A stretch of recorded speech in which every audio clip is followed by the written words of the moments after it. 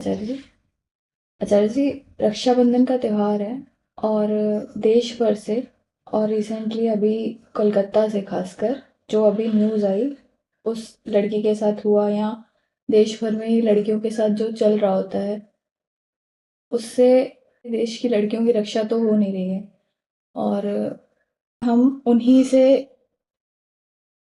सुरक्षित नहीं है जो हमारे आसपास हैं।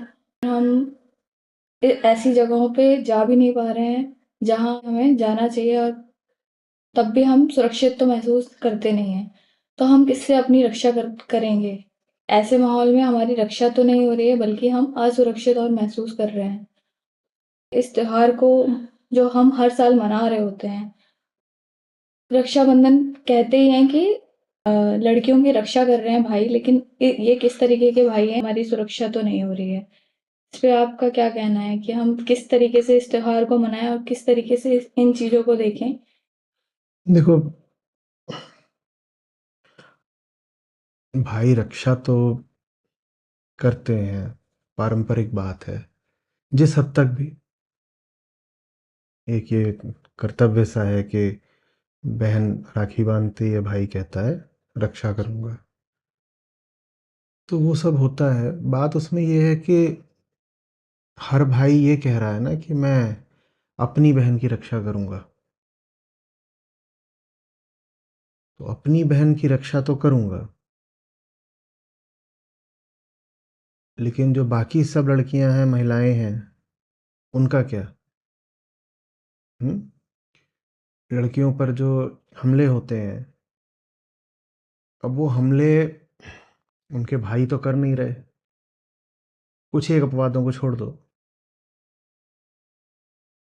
तो भाई को तो अगर खबर जाएगी कि भाई तुम्हारी बहन खतरे में है, कोई हमला हो रहा है, तो भाई तो आज भी जहाँ तक है यही करेगा कि मेरी बहन है तो मैं जाऊँ उसको बचाऊँ। भाई तो यही कोशिश करेगा।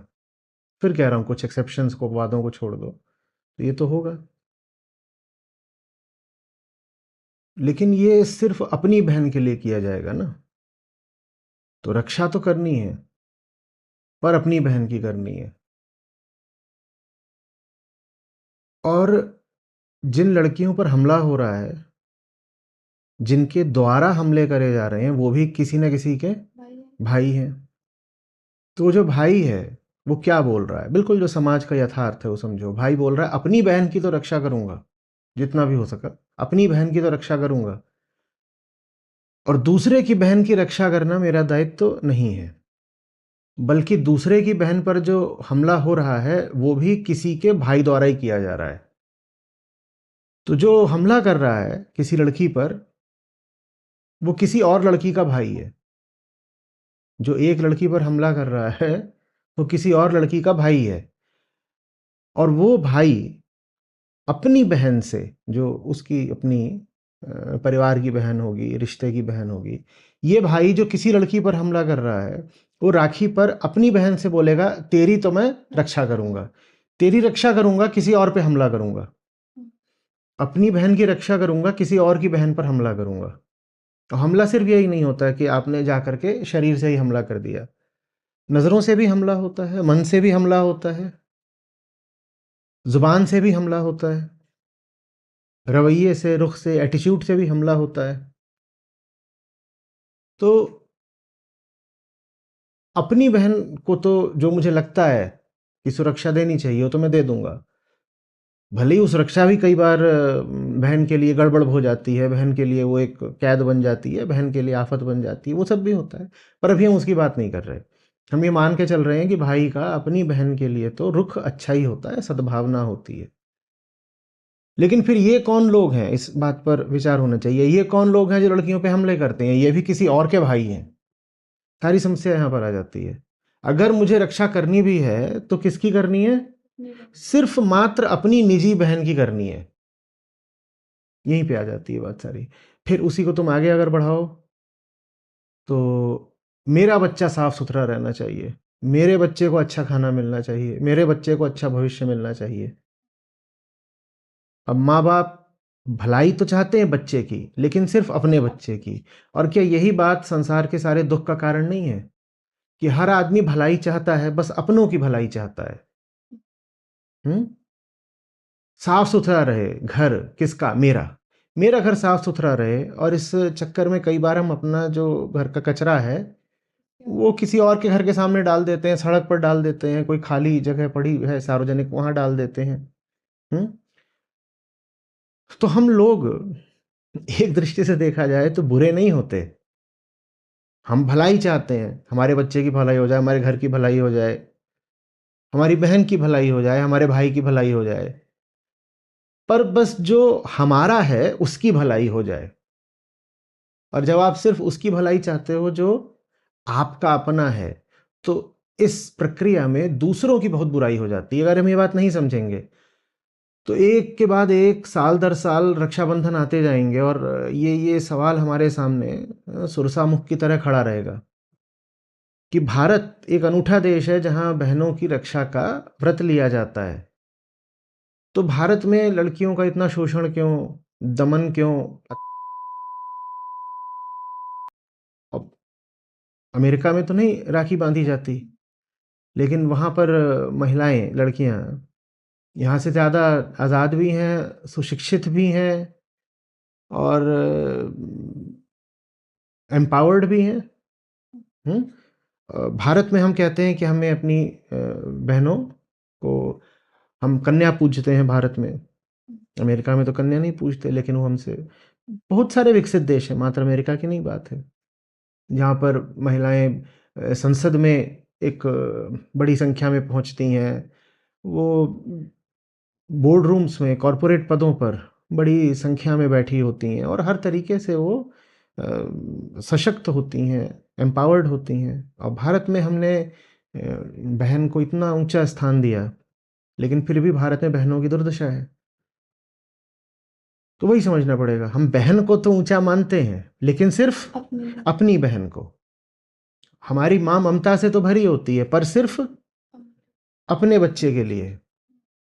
हम्म हमारे यहाँ जो भी परिवार के लोग होते हैं वो खूब सेवा करते हैं, होता है ना, विशेषकर पत्नियां।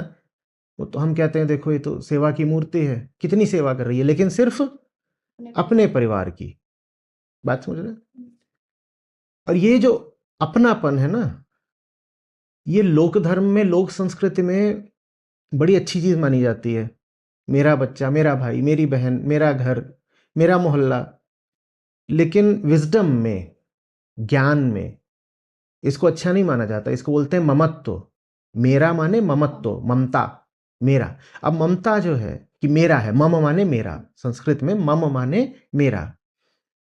मेरा है, वहीं से ममत्व आता है, मम से ही ममता आती है। ये ओनरशिप है, मेरा है, एक तरह की ये पॉजिटिवनेस है, मेरा है। ये भाव ज्ञान में, अध्यात्म में, विजडम में अच्छा नहीं माना जाता। इस समझदारी के क्षेत्र में, बोध के क्षेत्र में ममता, ममत्व अच्छे नहीं माने जाते। उसमें यही होता है कि जो अपना है उसको तो बिल्कुल यहां पर रखेंगे, और जो अपना नहीं है उसके साथ फिर हम कोई भी सकते हैं। ये जड़ है सारे फसाद की। जैसे अभी आप कह रहे थे कि अपना मान के हम अपनों की ही सुरक्षा करते हैं, तो अब उनको जब ऐसा दुष्कर्म करते टाइम लड़कों को ये नहीं लगता कि ये काम मेरी बहन के साथ भी हो सकता है? नहीं लगता ना, नहीं लगता। आप जब सड़क पर कोई गरीब बच्चा देखते हो फटे हाल, तो कहाँ ये ख्याल आता है कि वो बच्चा और मेरे घर का बच्चा एक ही तो है? तो अपने घर के बच्चे को तो मैं अच्छे से अच्छा खाना देता हूँ, अच्छा स्कूल देता हूँ, हर तरह की सुख सुविधा देता हूँ, और सड़क पर ये बच्चा घूम रहा है, इसके पास कुछ नहीं। ऐसा लगता है क्या? किसी को नहीं लगता। बिल्कुल ऐसा होगा कि एक माँ अपने बच्चे को ऐसे छाती से लगाई होगी, और उधर कोई भिखारी का बच्चा घूम रहा होगा, उसको हो सकता है डांट के भगा भी दे कि भाग जा, गंदा मत कर, मेरी गाड़ी को मत छू। होता है ना? तो ममत तो बड़ी गंदी चीज होती है, ममता। अब हमारी संस्कृति में हमने उसको बहुत ऊंचे पद पर बैठा दिया है। ममता, माइन, मेरा, मेरा। वो लेकिन अच्छी चीज नहीं होती है। कोई नहीं भाई जा करके अपनी ही बहन के साथ बुरी हरकत करता है। अपवादों को हटाओ, तो कोई भाई जाकर अपनी बहन तो नहीं करता, पर दूसरे की बहन प्यार कर देता है। ये सब, ये ममता है। जो मेरा है उसको अच्छे से रखूंगा, मेरा कपड़ा है, एकदम साफ सुथरा होना चाहिए, और मौका मौका मिले तो दूसरे के कपड़े को गंदा कर दो। अपने घर में कोई थूक रहा होता है क्या? देखा है भारत में लोग सड़कों पे कैसे थूक रहे होते हैं?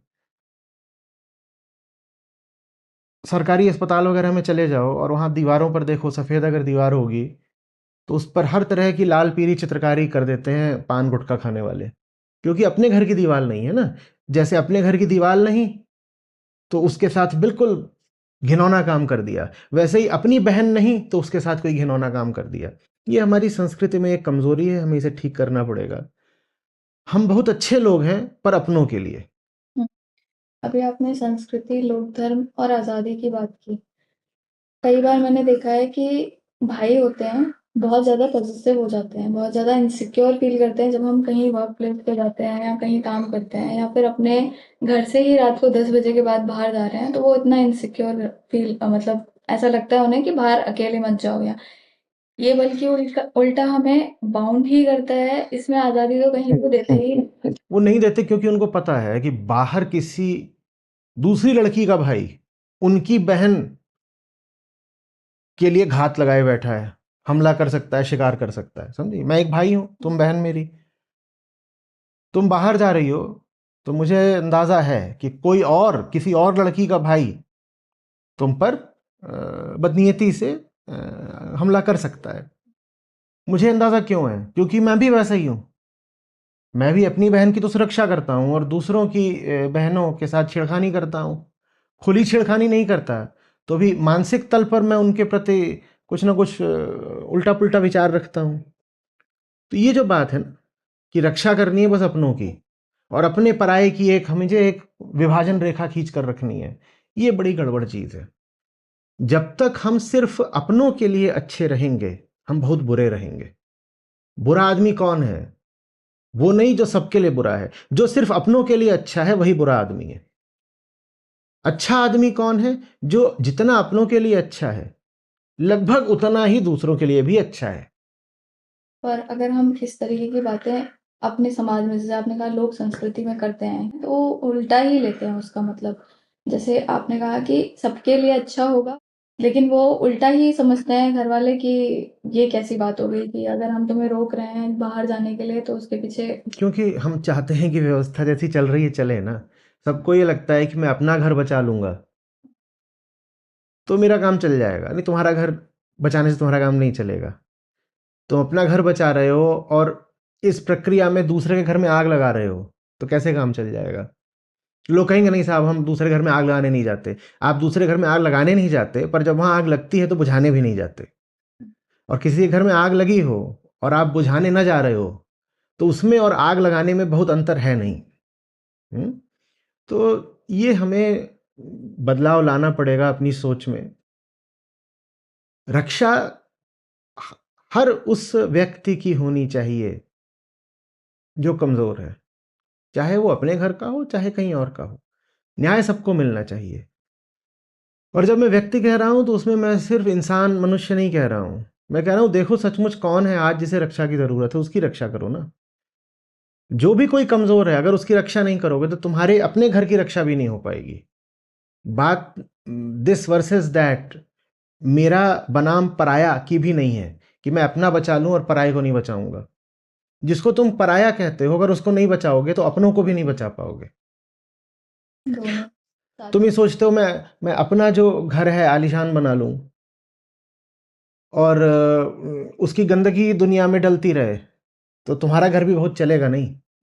तुम सोचते हो कि मेरे घर में तो खूब रोशनी रहे बाहर अंधेरा रहे, तो तुम्हारी भी रोशनियां जल्दी बुझ जानी है। तो अपना बनाम पराया की बात नहीं है। जो अपना हित चाहता हो उसे दुनिया की भी परवाह करनी ही पड़ेगी। जो सिर्फ अपनी बहन की परवाह करेगा वो पाएगा कि कोई और आकर के उसकी बहन पर हमला कर गया।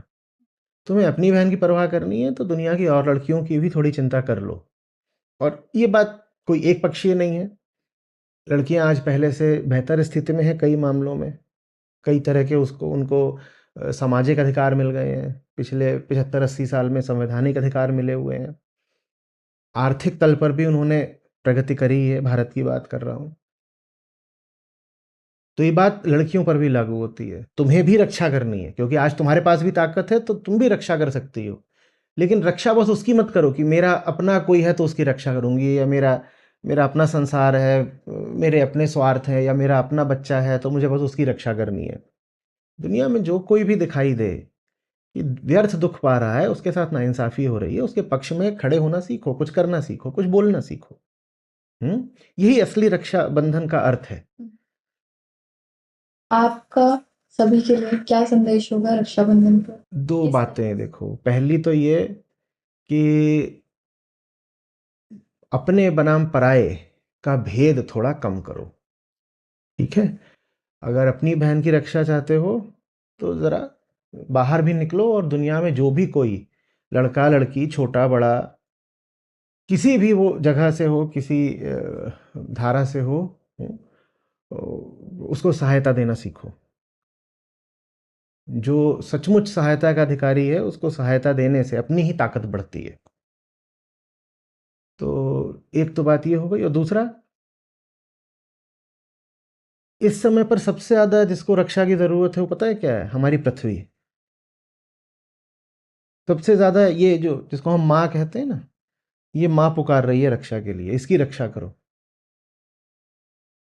ये जलवायु परिवर्तन, प्राणियों की करोड़ों प्रजातियों का विलुप्त होना, जितनी देर में हम बात कर रहे हैं, मैं अक्सर बोला करता हूँ, इतनी देर में सैकड़ों प्रजातियां विलुप्त हो गई जीवों की, वो कभी अब लौट के नहीं आने वाली हैं, गई।